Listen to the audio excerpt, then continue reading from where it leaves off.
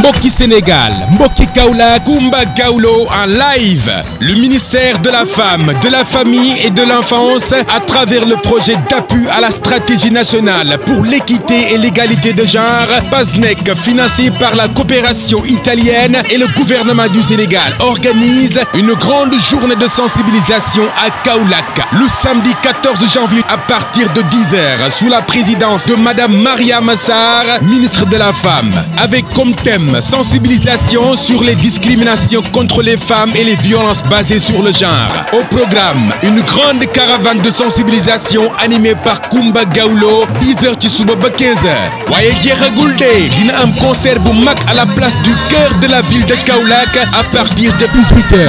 Entrée bi amul fay dara. Partenaire officiel, la coopération italienne avec Comédia, FEM 87.9, le label Sabar, association Lumière pour l'enfance Coumba Gawlo. Tey Coumba Gawlo ci biir Kaolack xam nga ne loolu rek dafay neex te dafay doy waar. Feccal Samba Diarra Mbaye ñu ànd xeex ak yelleefu doomu aadama rawatina jigéen ñi. Événement retransmis en direct sur la FEM 87.9.